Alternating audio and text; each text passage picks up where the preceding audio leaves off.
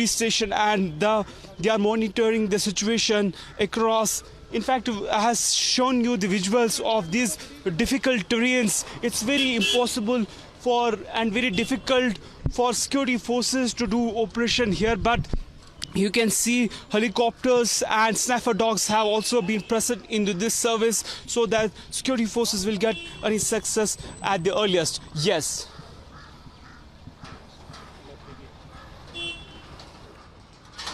All right, Arabat, as you are talking about the difficult terrain, that is actually a very important aspect of the whole situation, because the terrorists, they don't act like the forces. They come in one or two numbers, they come in clusters, they don't follow a forces kind of a regime where they come together and they're accountable for their actions. So yes, when you do talk about the difficult terrain, if they have already acquired the vantage points, when I talk of vantage points, I talk in terms of the height. If the terrorists have already acquired places which are above the post of where our forces are deployed, it will be a little tough for our forces. So do we foresee more deployment of choppers into looking and finding out the hideouts of these terrorists? Aravat, I'll ask this question to Gursimran. I'll come back to you, Aravat. Do stay with me. I'll go to Gursimran and I'll ask him the same question. As terrain has become a major problem, and in case it's just assuming that the terrorists have taken over the grounds which are higher as compared to where our forces are, that's why they could conduct an attack on our vehicles. How is the Indian Army, how is the J&K police looking at tackling the situation? Can we see more involvement of more choppers?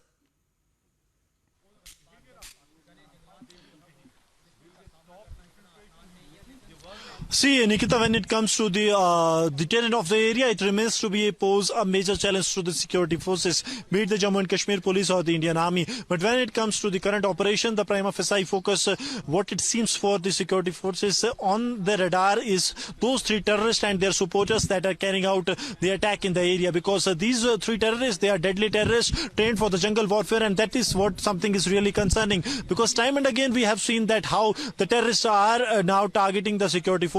If we speak of the 7 attacks that have taken place in the past, roughly it was 26 to 27 months, they are focused on the forces that are directly involved in the counter-terror operations, be it the operations that are conducted in the hinterland or on the line of control, because the Rashtra Rifles have been targeted, the para-special forces have been targeted. So the modus operandi of these terrorists is very much clear, that what they do is first they identify the units that are operating in the counter-insurgency, then they track their route, then they follow them, carry out a detailed recce, and then the attack is carried out. So it is not a one-day game that the terrorists are doing, but yes, the terrain of the area is posing a serious challenge to the security forces, but it has to be seen that how the strategy will be revised, because time and again we have seen that these kind of attacks are taking place. That is really, really worrisome. 4 of our Jawans have lost their lives in the ongoing encounter that we are reporting from.